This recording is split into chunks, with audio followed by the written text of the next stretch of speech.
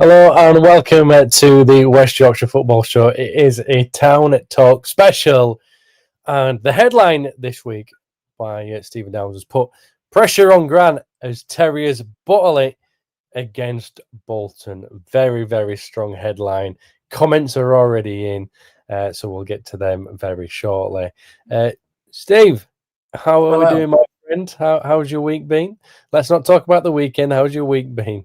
In fact, no. In fact, did you have a nice weekend? Because there was no football then.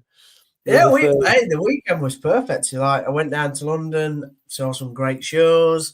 Wouldn't live in London, far too busy for me. But yeah, I had a great weekend, to be honest. Lovely that didn't see any football defeats. And then Thursday night comes round, and back at it. But this weekend's been all right as well. To be fair. Spent some time with some friends, went to support a friend on a run this morning who's fantastically raised £500 for charity. That's close to her heart. So that was nice to do that this morning in York. Oh, beautiful. That's good. I'm glad you had a nice weekend, Paul. Did you? But yeah, steady away. It was my birthday this on Friday, so it was. Happy birthday! Let's get that. Let's get some happy birthdays in the chat for Kane. Belated happy birthday. Let's not have any guesses how old I am. Blue Terrier says very poor performance despite how long it took Bolton to score. It was coming since the first half. Terrier 930. Good evening, lads. Sorry, I'll put these up on screen as well. That was Blue Terrier 970 said, and then Terrier 930 said, "Good evening, lads." Well, that was a managerial suicide on Thursday, trying to defend the entire second half. Guy is clueless and has to go for me. We are already 5 points adrift of 6. Get him gone. And Christopher says, "Evening, lads," with some red and white dots. So, Steve, we're hoping Oliver might join us at some point. No Cal or Zach this evening as well. But let's get down to business. Let's get down to business. Yeah, you've come up with a headline: pressure on Grant as Terriers bottle it against Bolton. Let's have a look at the lineup on Thursday night. This is how Town started. Nichols was in goal. Gooch, Ruski, 2 fullbacks, Feeney and Lowe, centre halves, Gasumu, Ledson. And then it says May was on the right, but he was actually through the middle. It was Wiles and Castledine out wide, and Joe Taylor was up front. What were your thoughts on that line, Steve? Was there anything that you were you happy with it? Anything that you weren't too sure about? This is just a lineup before we go on to the game itself. Yeah, I was happy with it. It's good to see Taylor and May on the same team sheet. Was really happy that Josh Feeney has carried on his sort of like role in the side. I think he's been excellent, to be honest.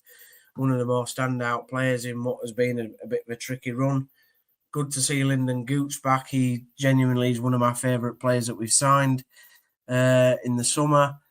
And obviously Lee Nichols continues to keep his place. So yeah, in terms of the lineup, I didn't really have any complaints, to be honest. Okay, so just going to go back to it. I'm going to bring it back up. Obviously, it says Wiles was through the middle, but it was out wide. Yeah. Essentially there, Steve, in that front four, you've got 2 number 10s and 2 number 9s, but it was Taylor who was the number 9. You had Ben Wiles and Castledine, who were 2 number 10s, play out wide. Is that something you would do? Did you understand why that was there? Is that what did you make of that? Well, one of the things that's clear when we I've watched Bolton a couple of times this year, and they do play very wide. Schumacher's teams do that anyway. So whilst I'm not happy that we haven't got a single winger in the side by the looks of it, I don't think he had much choice. I mean, Harness didn't deserve to be in the side for his performances. I thought the unluckiest player, by the way, was actually Lasse Sorensen, because, again, he's been one of the better players over the last couple of games. But I do like Gooch too much to to not have him in the side. I think he just adds something back there, and also going forward. To be fair, but yeah, the lack of width is one of the things that does worry me, Kane, and I'm sure we'll come on to talk about it in terms of how can we fix that problem going forward. So, in terms of lineup, I was fairly happy because I knew how Bolton would set up or play. I thought we could combat that by being really intense through the middle of the pitch, and try and get on top of them in that sort of way with clever balls through Castledine and particularly Wiles. But obviously, as we well know, that didn't really happen, did it? I mean, it kind of did a little bit in the first half, but second half was a whole different picture. But I need to get my tactics board out at some point, don't I, just to really go through it? Because when I saw the fact that Castledine and Ben Wiles were both playing out wide, to me, I would assume that they was then going to become a little bit more narrow. This would have allowed Alfie May to go further forward next to Joe Taylor, and then the two fullbacks to be the wide players that for me, I don't believe Lyndon Gooch or Ruben Ruskin are wide players, as in wingers. I definitely think they're attacking fullbacks, but I don't see them as wingers. But if you've got two number 10s playing out wide already, for me, I would see that as an opportunity for them to, or at least one of them at one point, depending where the ball is, to come narrower, allowing the fullback to go further ahead. Also, you can get the other fullback to do so again, because you've got two number 10s, and you have two sitting midfielders. One of them can go, one of them can drop back. That's how I would have seen it. But Steve, go on, sorry. No, I was just going to say, interestingly, that is how Bradford City play, because they have naturally two number 10s. They play a box formation and do exactly what you've just described with the two up front, and then Northville, who tore us to bits at Valley Parade, he motors up one line, and the other fullback, I've forgotten his name, but he motors up the other line, and that's how they play. Now, I don't see why we couldn't do a similar sort of thing with the sort of players that we've got, but Bradford do play a different formation though. So I get your point that you're saying. I get that point that you're saying, but Bradford do play a very different formation to what Towns. They usually have the three at the back, and you wide their wing back. So essentially, that can be quite defensive and quite narrow. It just depends on how you use it, and if you use it to your strengths. Which Bradford at times have got the big men up front who can hold the ball, so it allows players to get up to them. Where Town at the moment don't necessarily think that they do that. Okay, let's crack on. First half performance. Town goal 1-0 up after about 7 minutes. Cracking header from Castledine. Absolutely cracking header. Yeah. I actually thought that was probably the start of the game, maybe the first 10 to 15 minutes was probably the second best that Town has started all season. Oh, I 100% agree. I presume your other is Leighton Orient, presumably. No, my other one is Bradford away. Started absolutely fantastic. Yeah, okay, yeah, I see that. I would definitely say it's the best we've played at home. I would say in the first half. Castledine's header was absolutely fantastic. I mean, he got the right purchase on it, and probably is a player that's not going to be throughout his career. I wouldn't have thought going to be known for his heading ability. Excuse me, more of a technical ability with his feet. But it got us off to a good start, and I thought, right, here we go. They've had a week on the training ground. Grant's got into them. They've obviously had a sort out, and we're ready to rock and roll. And I thought we started really well. We started on the front foot. Bolton looked a little bit shaky, didn't really know what to do. There was a lot of passing between sort of their back line. They couldn't really play through us. They had one or two opportunities after we scored where Lee Nichols made some absolutely outstanding saves. I mean, he made a one-handed save to his left-hand side that not many goalkeepers, I don't think, in this division could save. That just shows how good of a goalkeeper he is. But I was fairly happy with the start, Kane, to be honest. I thought it was good. Yeah, like I say, for me, it was the first 15, 20 minutes or so that was good. what I was impressed with that, as I say, that 15, 20 minutes was the press was quite high. They were forcing Bolton into just getting rid of the ball and Town will win it back just inside their own half or inside the Bolton half. The tempo of the pass was good. It was quick. They always seemed to be an option. And then we're getting the ball moving forward. And then it kind of just stopped. And I thought the second part of the first half, it was just a case of getting to half time for both sides. Well, I didn't understand. So the first 15 minutes, what you're talking about, we didn't do this usual thing of like being deep in midfield. We actually got out. But then, like you said, after like midway through the first half, we just stopped doing everything that was really making us tick. I mean, Ruben was getting on the ball. I thought he was effective down the left-hand side, making things happen. But then that stopped, and that meant they could get their more creative players, particularly on that right-hand side, in better positions. I mean, the lad that's on loan from Brighton was obviously their most creative player, and he's the actual one that had the two shots that Nichols saved really well. So it just, again, so frustrating why we have this ability where we do really good things and then we think, nah, a bit boring that. We'll just start doing things that we shouldn't be doing to make the game more interesting. And I don't know whether that's the players not listening to Grant. I don't know whether that's a change that Grant's made on the tactical change that he's passed on to somebody on the pitch. I can't work it out, but we need to stop doing it because it just slams on all the momentum that we were trying to build. Yeah, we can come on to that. Just want to say as well, not mention it yet. So, thank you for viewing. Thank you for watching this evening. Obviously, you know the boring comments that I'm going to say: like, subscribe, share, all that. But more importantly, what I really love and what Steve loves, and that we really appreciate, is all the comments that get put in. So, thank you very much for them. Keep them coming. Joe Jenkins, I've got one from you, and I've got also one from Terrier 930. Going to come to them in a moment because I think that because them two comments that you've put in are probably more for the discussion after we've spoken about the game itself. Steve, half time, we kind of know that Bolton are going to come out fighting a little bit more for the second half. They've got something to. I think one of the things about going to the Aku Stadium so far this season for an away side is they have nothing to lose. Yeah. They have absolutely nothing to lose, so they can play with a bit of freedom. When they see that a game's tight, they feel as if they can go and get something out of it. And arguably, that's what they did. It took them some time, but I'd seen a lot of comments, a lot of fans say that was coming. Did you see that coming? They had some chances in the first half, but I thought we actually, like I said, we got to half time. And I thought, well, that's the perfect time to obviously reset, go back to what we were doing well in the first 15, 20 minutes.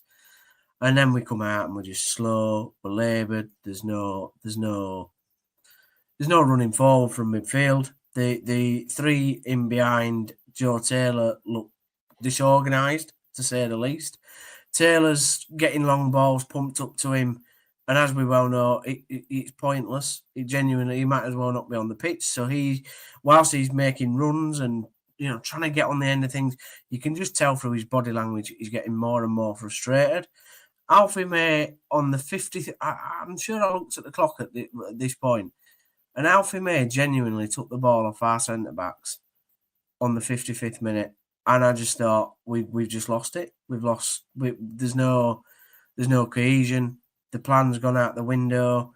God knows what Grant said to him at half time because they're genuinely obviously not listening to his plan anymore, or if they are, it's a crap plan, and he just hasn't got any plan B because he doesn't know how to. And you could just see from like the 60th minute, it just slid more and more into an oblivion.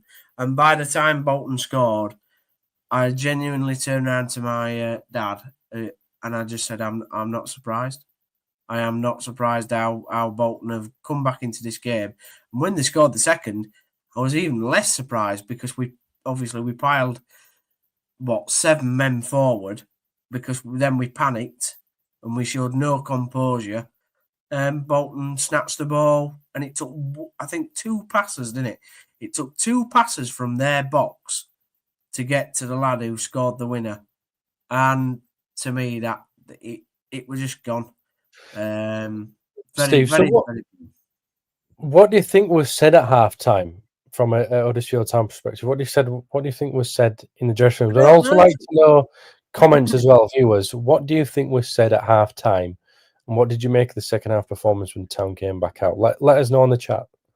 I don't know what he said, because I mean, he can't have said, "Oh, keep doing the same plan," because as we've just rightly, sort of like analysed, Bolton was starting to get, I wouldn't say like dominating the play in the first half, but you could tell that they were, if Town weren't careful, Bolton were able to create quite a number of decent opportunities. So I don't know what he said, but what I don't get is, like, this season, I said to somebody, like, we've played 12 games, and in 10 of them we've been absolutely horrific in the first half and come out well in the second half. And then the 2 games that we spoke about in terms of Bradford and here, we've been decent or half decent in the first at least 15-20 minutes of those games in the first half, and then absolutely abysmal in the second half. I don't know what he were doing with his subs. I mean, every sub that came on made literally no difference to the game. Do you think Ben Wiles looked tired on Thursday night? Yep, they all did. On 70th minute, they all looked knackered. And well, I don't get that, since they've had an international break. Personally, and I know this is quite harsh, but I thought Ben Wiles looked tired after 20 minutes. Now, I'm going to defend him as well now, because when you play through the middle of the pitch, playing out wide is a completely different game. Absolutely. It's different way of playing. It's different fitness. I know some go, "Oh, what are you talking about? Different fitness. They're all fit players," but it's a different way of playing. It's more physically demanding to play out wide. And I also feel as if Leo Castledine loses confidence when he gets played out wide, because if you ever notice, when the ball comes to him and he has an opportunity to go around his man, he comes back on the inside because he doesn't back himself. Again, he's not a natural winger, so playing out wide, it's a completely different game for both of them. Chris says, games done, lads. Sit tight and defend for 45. Lee Grant 2025. So that's what Chris believes was said at half time. So we're leading up the changes. Yeah, the changes you don't believe really helped the game. Dion Charles came on, and I think he had 5 touches of the ball, but give away 6 fouls. That's not really helping the team either. No, it absolutely isn't. And he does this thing where he runs about a hell of a lot. Like he's like, stats for kilometers must be decent, because he's always running, but his quality on the ball. I mean, I'm sure it was his first or second touch, and it came into his sort of like chest area, and it must have bounced about 5 feet away from him, and it got nicked off him. And Bolton then were up and away going towards our goal. And to me, that lad I think his Town career is finished. Like, there's no point playing him. I genuinely would rather have put Bojan on, and at least, whilst he's not my favourite player, and I know you're his number 1 fan, but at least he would have made a little bit more of an effort, and like, not effort, but he'd have made a little bit more of a difference with the ball being able to stick up there a bit better. To be fair. So, but obviously he wasn't even on the bench, was he? So no, I think I might have a good stat for you here, Steve, which is something I read out before the game when I was commentating on it on Thursday night. So Dion Charles, okay, this is now after the game, but has played 380 minutes, 0 goals, 0 assists, 2 yellow cards. Bojan Radulovic, 213 minutes, 1 goal, 1 assist. Yeah, I mean, surely on stats you'd be looking at it like, well, he's doing a little bit more. Okay, Dion works hard and will battle for you, but Bojan does offer you the link-up play and might score a goal, get an assist. Couple of more comments as well on the chat box. Blue Terrier at 1970 says, honestly, don't know what Grant said at halftime. Either way, I don't think the players understood it properly. Joe Jenkins, Joe, I've got another one from you to come up in some point soon, very shortly as well. I don't think we look fit as a team. Wiles and Ledson blowing after 30 minutes. And Blue Terrier 1970 says Dion might as well have been in that away end on Thursday. Steve, any reaction to some of them comments? I mean, the last one's tongue in cheek, in it. To be fair, but I would have rather Bojan being on the pitch. I wanted over subs to make an impact, but I mean, I've had a thing about Arnott this season, and I don't think he's good enough. You know, I don't think Ledson's been good enough. I mean, the whole problem that we had in midfield in the second half, and it was so obvious to see. You've got Kasumu who runs a lot, battles a lot, you know, drives us forward at times, which is great to see, but then does give away the ball and can't pass. And then you've got your other midfielder who doesn't lead and doesn't tackle. And I know we've had a little bit of a discussion in the WhatsApp group tonight, and the two lads, Zach and Callum, have said kind of, well, you know, Ledson must be just listening to the plan. But hang on. If you're the captain of a team, you're supposed to G your other lads up and go, do you know what? It's 60th minute in the game. They're getting right on top of us now. You know, you would have seen Hoggy do that hundreds of times in a Town shirt. You know, he would have read that situation and gone, I need to say something at this point. And there were just there's been no leadership there in the games that I've seen so far. So very poor from him, poor from Kasumu, but we know Kasumu's limitations, although I do like him as a player when he drives us forward. When he's asked to do a job, a certain type of job, I think he's good at doing it. But you're asking him to do more than... You're asking him to be the passer in that midfield. And he ain't the passer. I generally thought that Kasumu and Ruskin were both having to double mark and double cover positions for the majority of that game. Because if you notice, Ben Wiles wasn't exactly tracking back very quickly in that winger position. So it left Ruskin on his own most of the time against two. Kasumu having to come across to help him out and leaving a massive space in the middle of the park, which Ledson had to cover himself.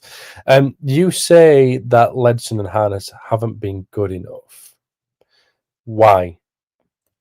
Because of the quality of player that I thought we were going to get for this level, for the experience that they both have, for the, you know, I've watched them enough times on the TV for opposition teams, thinking, you know what, they're decent players at championship level, particularly at Champ. Harness has gone on and played, obviously, in the Premier League for Ipswich, but definitely at championship level. I thought they were going to come in and be a cut above in this division, and they just aren't. Harness does nothing. He does these little spin sort of runs and then ends up losing the ball or it goes out of play. He's not tough enough on the ball. He's not physical. He's not that quick, to be honest. Like, I don't see it. I mean, he takes the odd set piece and that sort of thing, and he's all right with his quality there sometimes. But yeah, just not for me. Ledson, I thought we were going to get a younger, sort of revved up version of Johnny Ogg to come into this team and go, do you know what? I'm going to be the number one sort of defensive midfielder in this division. Nobody's going to mess with me kind of attitude. Obviously, with where he's from in the country as well, that tough tackling sort of scouser. But there's none of that. I don't see him making tackles. I don't see him revving people up. That's what he was known for at Preston. So why is he not known for it here? Maybe he just thinks it's too easy for him this level. I don't know. It just baffles me when I watch him. And he's so anonymous in the game. I mean, we talk all the time about Ben Wiles being anonymous at points, but you can kind of understand that when he's stuck on the left wing. And like we've just said, he's not a winger. But Ledson's in his position where he should be one of the main men in the team. So, you know, just not that the midfield's so weak, it's unreal. We got battered by Stockport in the midfield battle, and although Bolton, I didn't think were particularly good in the midfield, because of the fact our midfield was so weak, and then the pressure that Bolton put on our back line, that's where it all collapsed. Because Bolton's forward players were actually pretty decent on the night, I thought. Okay. Joe says, Hoggy must be watching this thinking he could do a job ahead of Ledson. Where's the traits of a captain? And Dale Mellor, 1798, says, do you think the reason Charles was on the bench because it was against his former club, seeing it as though Bojan scored in the last game and apparently doing well in training, according to Grant? What do you make of that before I bring Oliver in, Steve? I mean, that makes no sense to me. That makes absolutely... If that's a tactical thing, that to me genuinely makes no sense. All right, it's his ex-club. Great, wonderful. But Bojan scored in the last game. And rather than have... All right, he's only scored one. But you could call that a mini form. You know, when you go to the supermarkets and you buy them mini eggs, it's only a mini egg. It's not a great big chocolate Easter egg, but it's a mini egg, isn't it? It's like, right. We're getting a bit of a taste there, aren't we, with the mini eggs? He's got a goal. He's got a little bit of form. He'll have got confidence from that goal. And as soon as the next game comes around, he's out the team.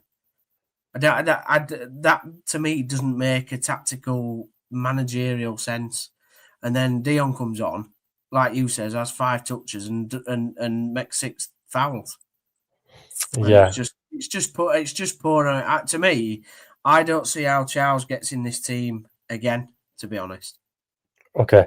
And Ian says, is Grant being too faithful to players who aren't performing? Potentially. So I think, again, football's a wonderful thing because it's all about opinions, isn't it? I tell you what I am going to do, though, Steve. I'm going to invite to the stage Oliver Thompson. Thank you for joining us all the way in the Falcons. You are only about 30 minutes late, so that's not a problem at all. We hope you're well. We've spoke about the lineup, Oliver. We have spoken about the first half. We've just essentially finished talking about the second half. So what I would like to ask you is your thoughts on the lineup and then just the game itself. If you can give us a little bit of a run through on what you thought of Thursday night's performance. Yeah, hello everyone. Sorry I'm a bit late. Sadly, 8,000 miles away. There are a few extra issues here. But yeah, no, it's good to be back on after a bit of a break. Bolton, that should have been a must-win, really, shouldn't it, to get us back on the horse and carry on?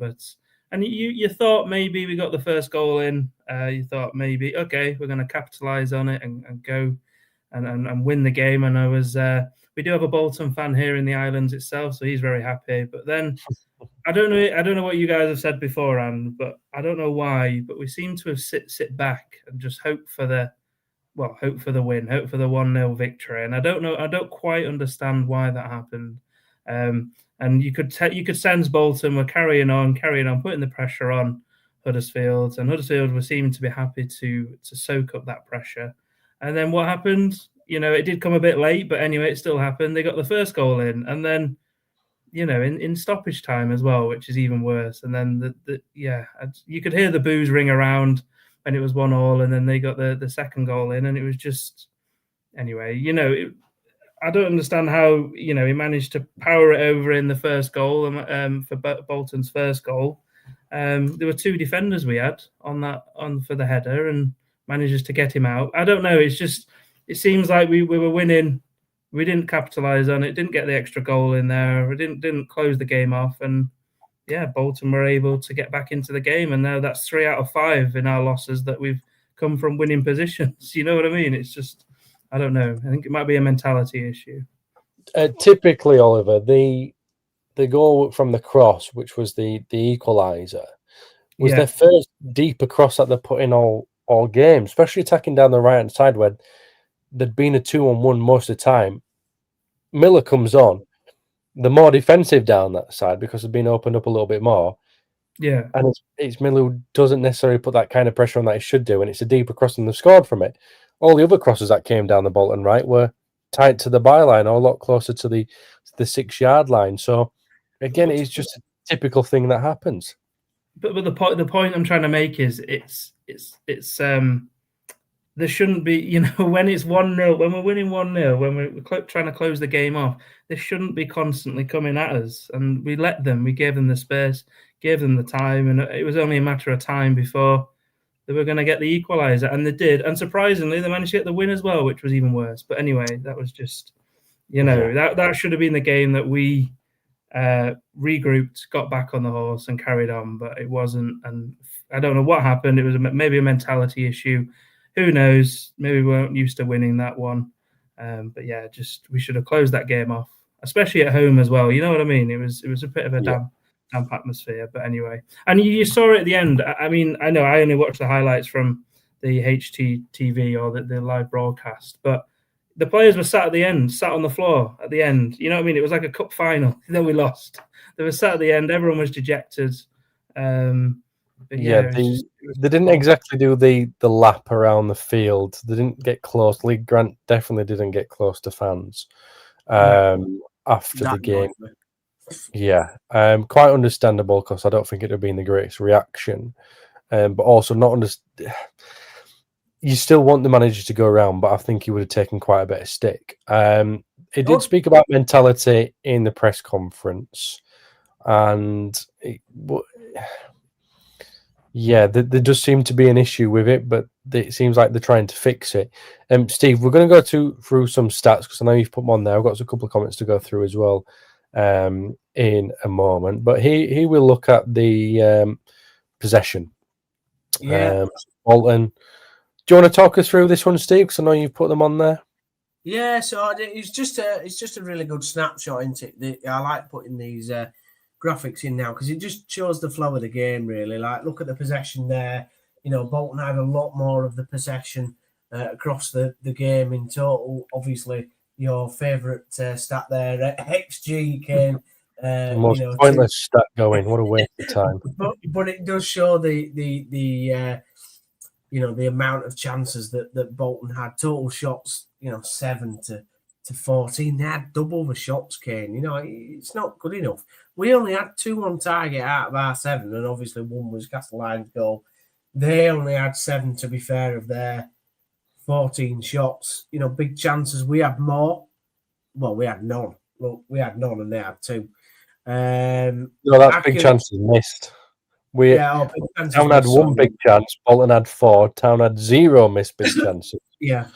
And I mean, it would be interesting just to see what the second half stats and see what happened after that goal. It'd be interesting to see after the goal that we got. I'll be able to tell you some if you want. I'll get to that. Have we got that way? Well, it's not on here, but I can tell you some in person. I'm going to let Steve continue going through this one. Steve, do you want me to move it on to the next one? Yeah, move it on, mate. Yeah. I'll let you talk through this one. So this one's a really interesting one because I saw on Twitter after the game a map of touches that Alfie May had, and he had 54 touches throughout the game, and I couldn't find the actual graphic that the person put on Twitter. However, I went onto another stats website and found his heat map, and this is his heat map, and it's compared to Mason Burstow, who was the Bolton centre forward. Right, look at the heat map for Burstow and the attacking areas that he's getting in most. As you'll see there, the orange kind of in the box, he's getting in the box more often than anywhere else on the pitch. Obviously, he's run around a bit more elsewhere, but his main heat source has been in the box.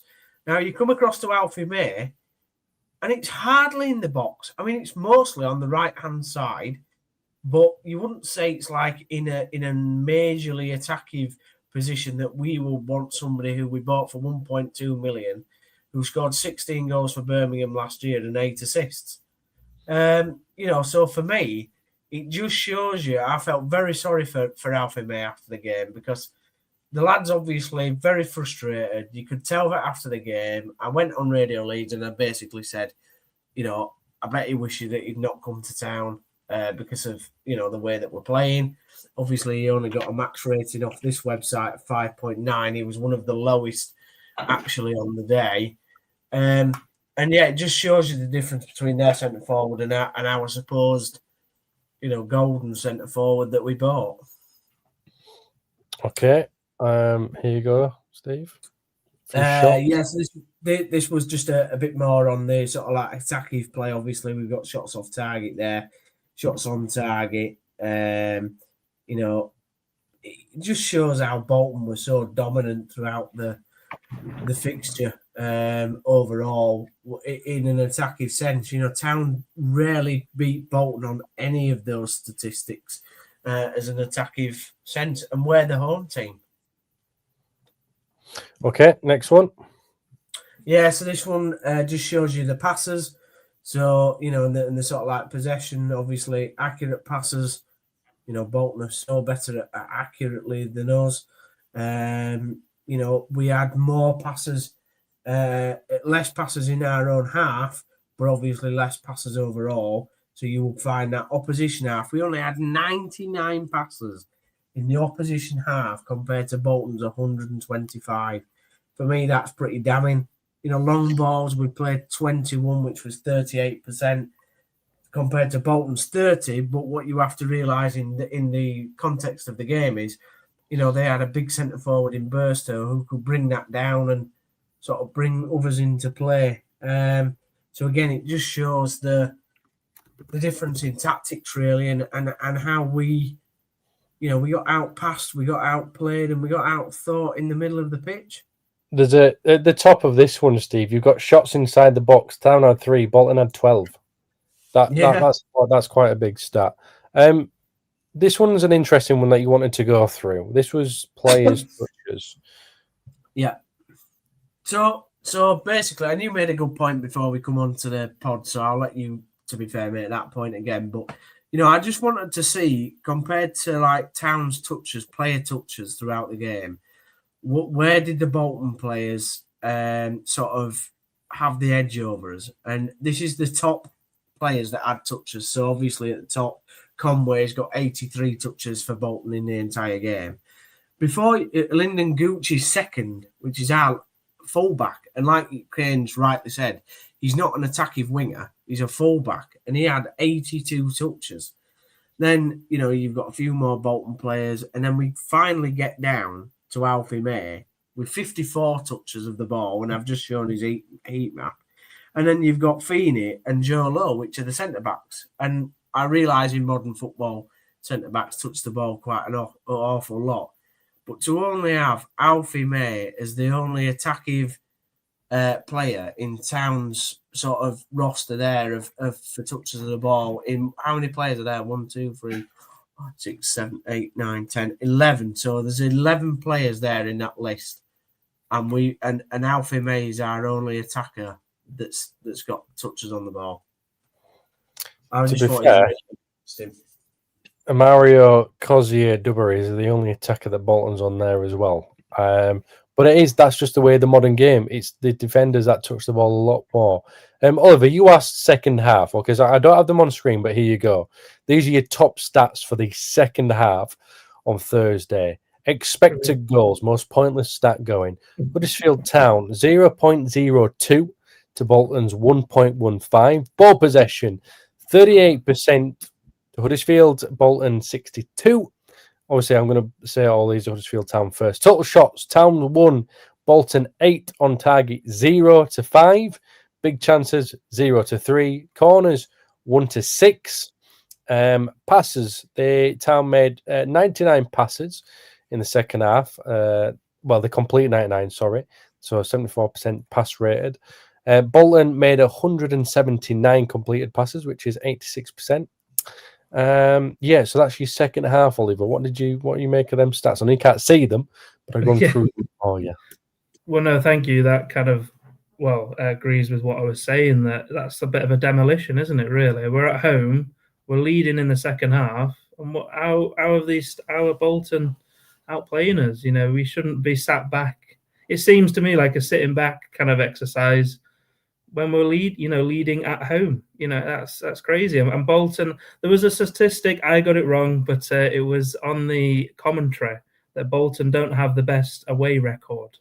Now, yeah. So, and they have. I don't think they've won away from home this season. So again, that adds extra to this. Is I think their first away from home victory this season. I don't quite understand what was said at halftime or what happened at halftime, or whether Bolton just improved their game and came out of the races straight away. But them stats that you've just mentioned there, Kane, just proves that for whatever reason, the second half we sat back, tried to get the tried to clear out the 1-0 victory, and it didn't pay off. And we didn't even just draw it; we lost it. So.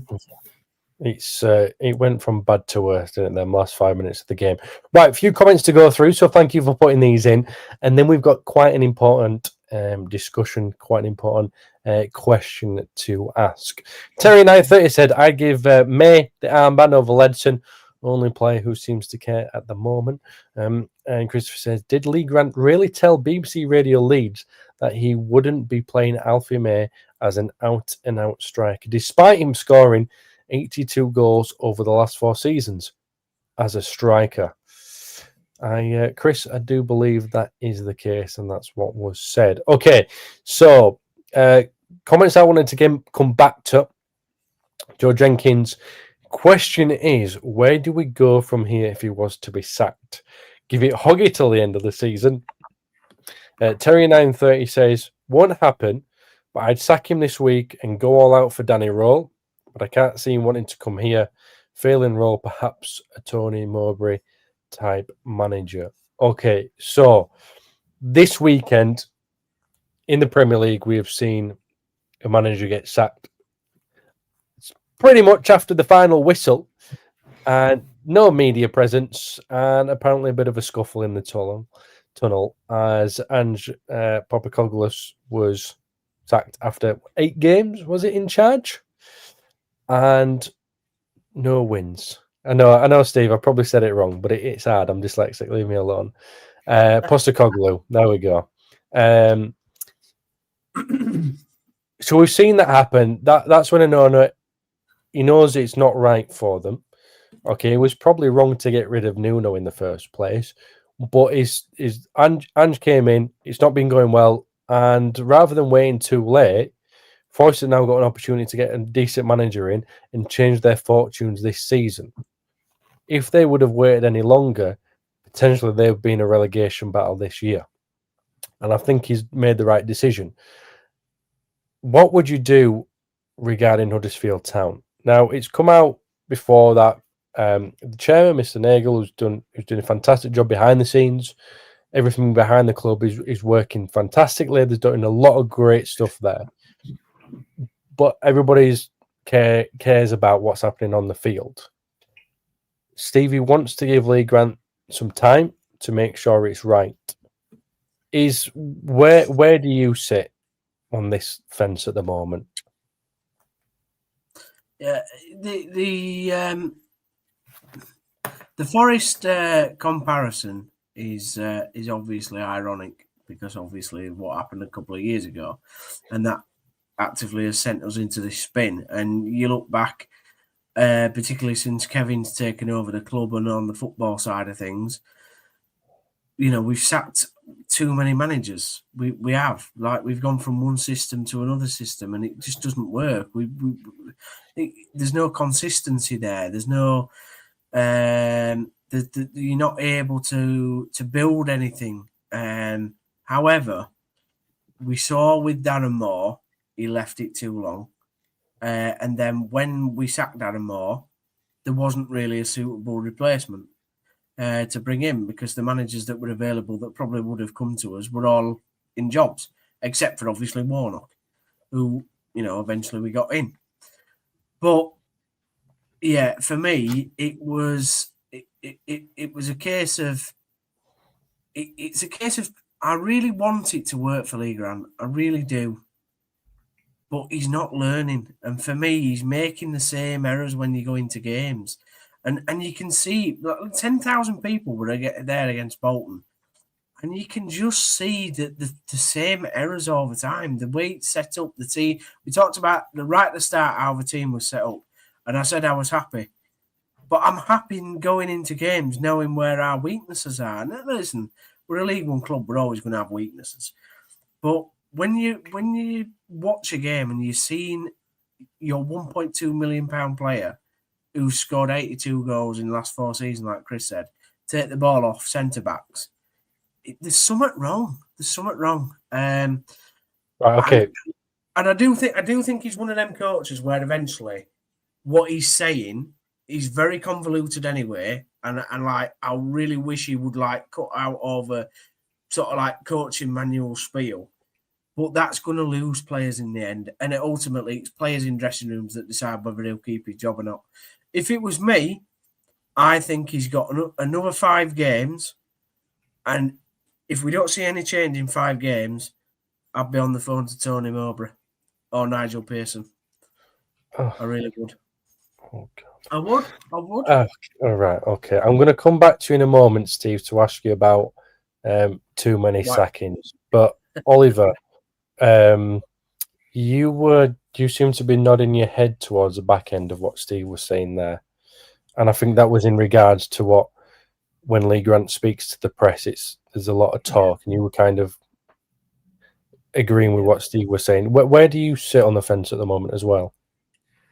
So at the end of the day, results is what counts. You know, you can say anything you want in the media, you can spin it as much, but it could only go so far until the results will inevitably take over what you're saying.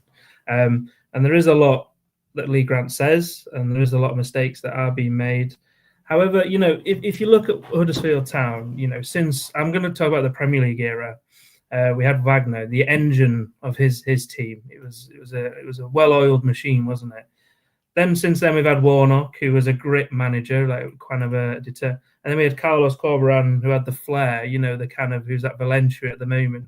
Who exactly, you know, 3 different styles, 3 styles that have worked for Huddersfield. These are the 3, you know, big managers that I've mentioned.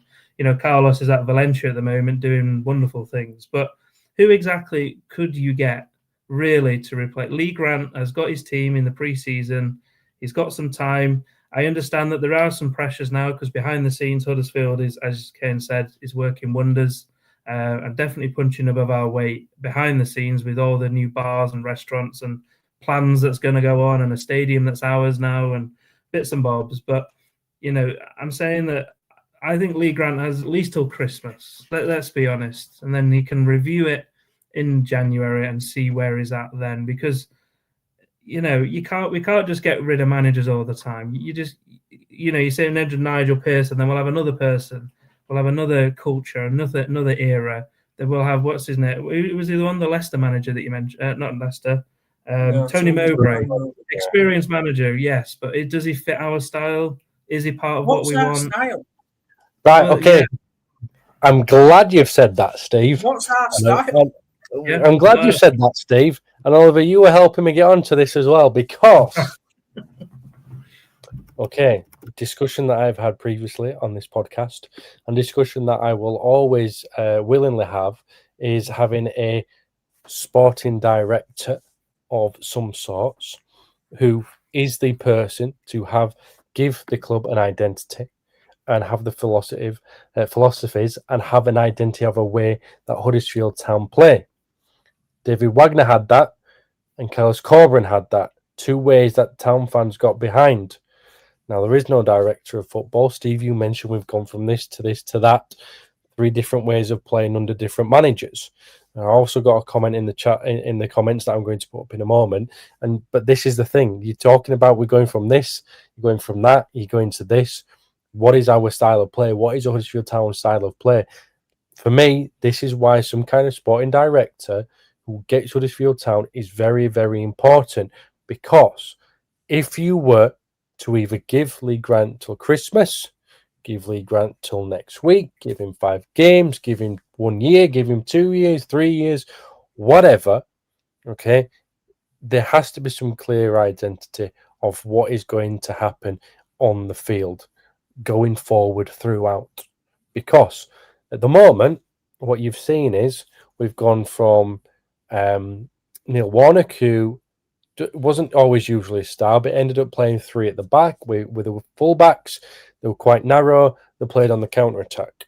Darren Moore came in, didn't change it because his tactics aren't very good, but that's the players that he had, so that's what he did. You move forward. Jonathan Worthington came in for a period of time. His formation changed to a similar to one that what we're seeing now. Okay, but if you don't have someone kind of initiating the way you play, look again. Then we move into Michael Duff, who, well, that just chopped and changed all the time as well, didn't it? Okay, sometimes they were quite narrow. Sometimes with three backs, sometimes five at back, sometimes five across midfield. It was just not ideal. So not only is it important for why I see it's important to have a sporting director for players, because you identify a certain kind of player that you want to play in that position. If you chop and change your formation, your style with a different manager, that player then doesn't suit your formation. So it becomes kind of a bit of a waste. And this I've been saying this about Josh Karoma last season, who were playing in positions when he was playing wing back, he was playing striker. He's a left winger, but Michael Duff didn't play with a left winger.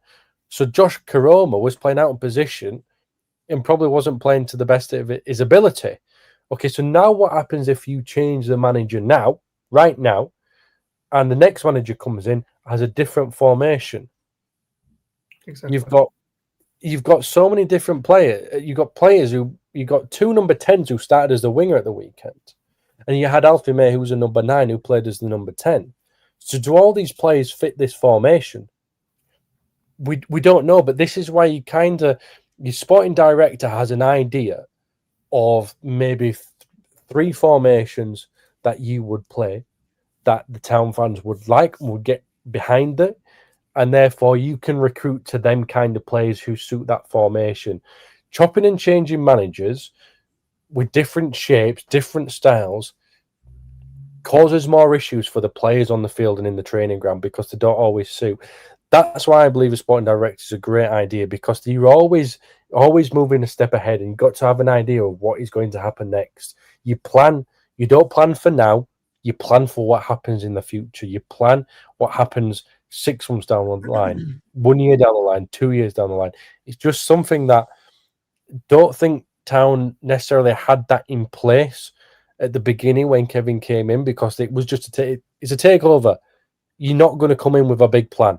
It doesn't always happen. It takes time to get that plan. But I think now is the time where he's starting to think we've got to start planning like this. And I'm sure he is doing. He's doing like we've already mentioned, wonderful stuff off the field. But that kind of planning needs to happen on the field as well. For me, go on, Steve.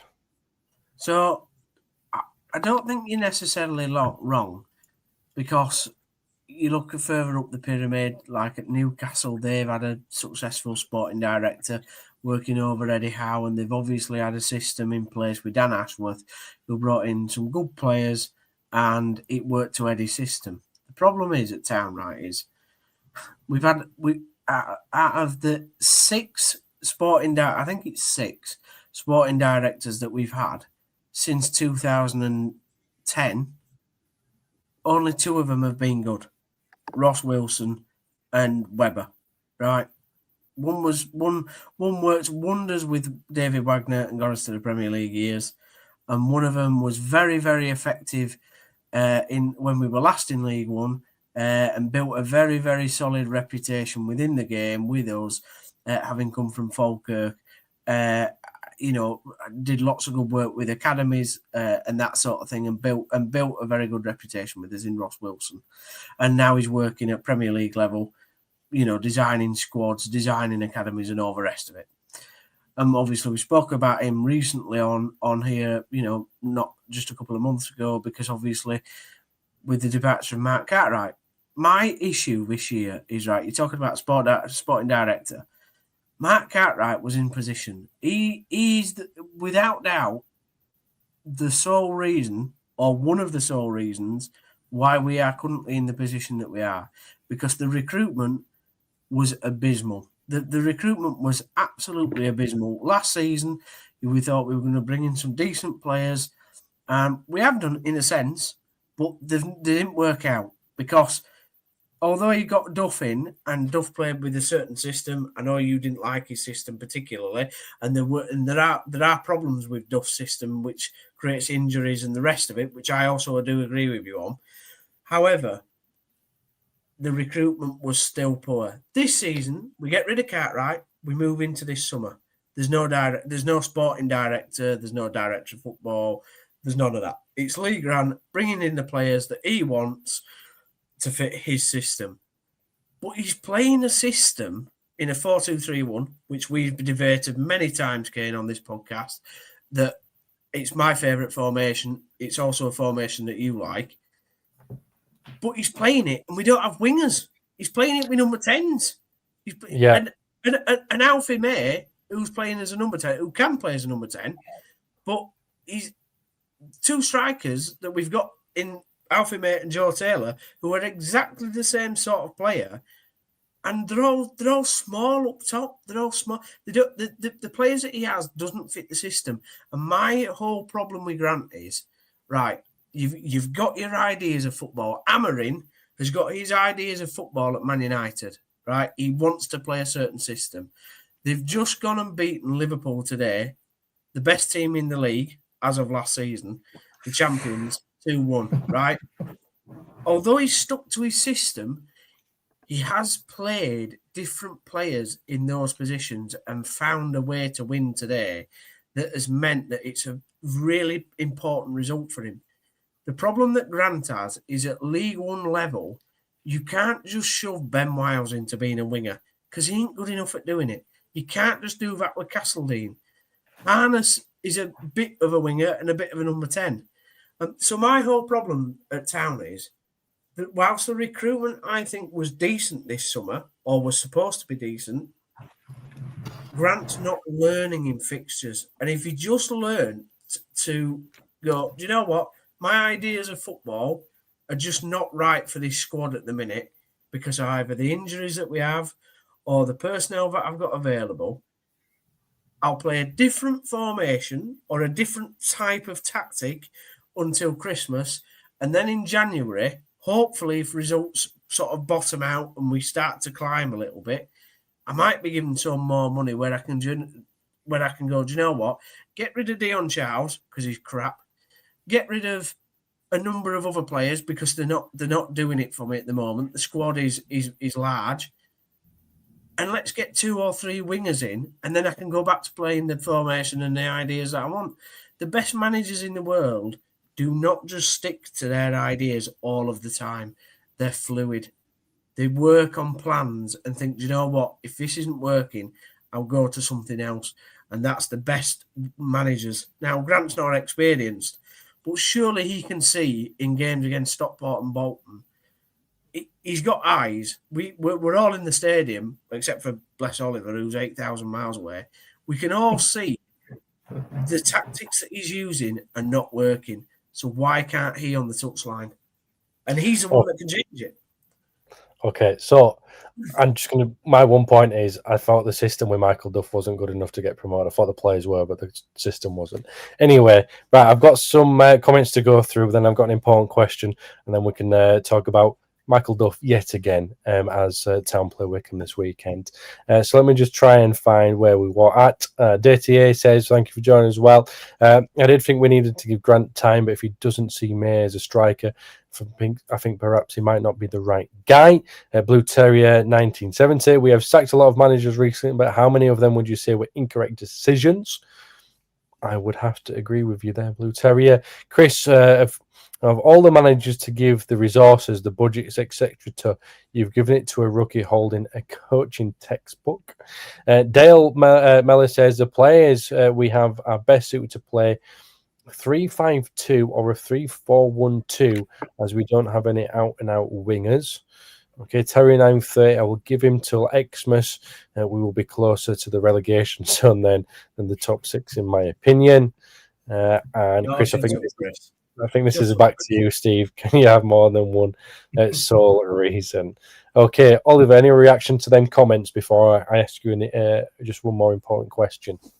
Yeah, of course. I mean, sacked a lot of Blue Terrier. We sacked a lot of managers recently. I mean, personally, like I say, the three managers that I picked out, Wagner, Warnock, and Carlos, were our best managers during that period.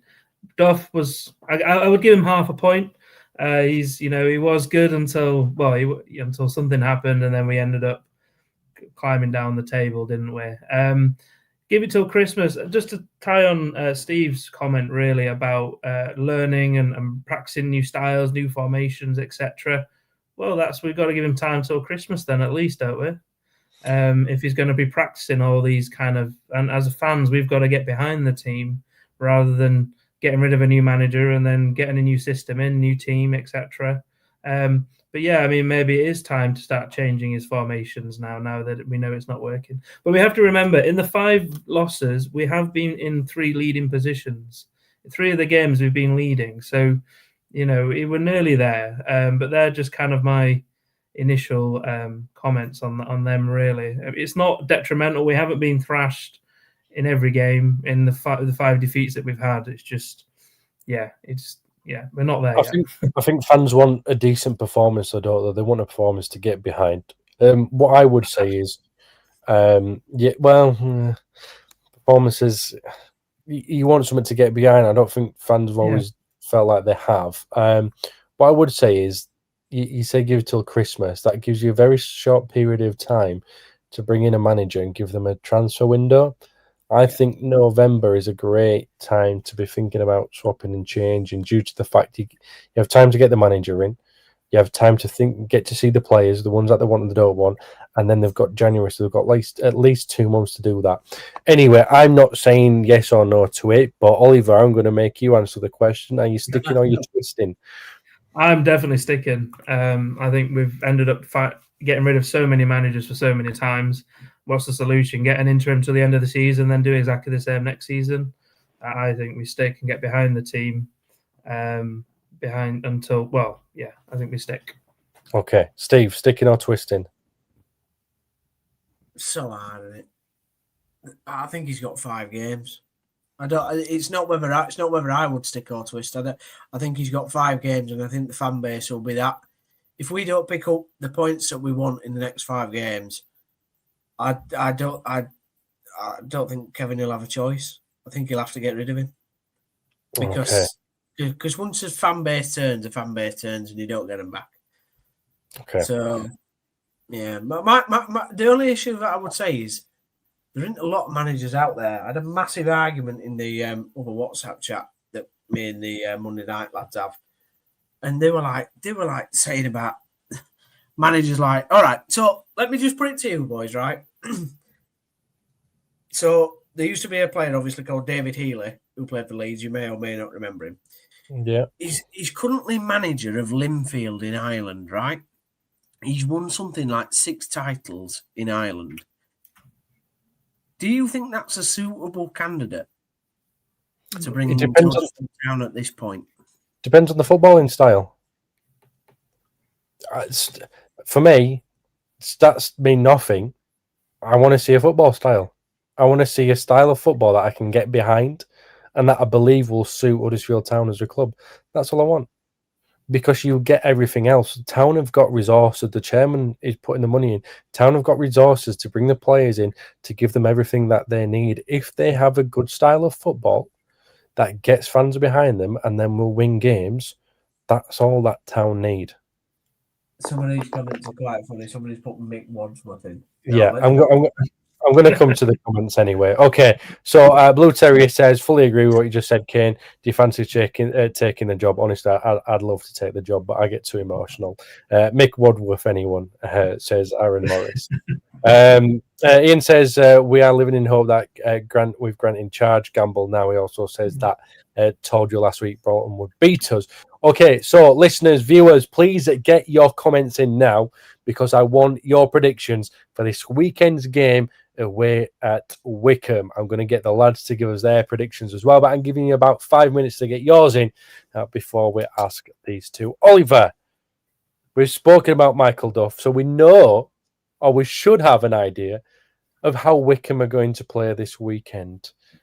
What do you want to see from Huddersfield Town? And I'm giggling because I've seen Blue Terriers comment coming in.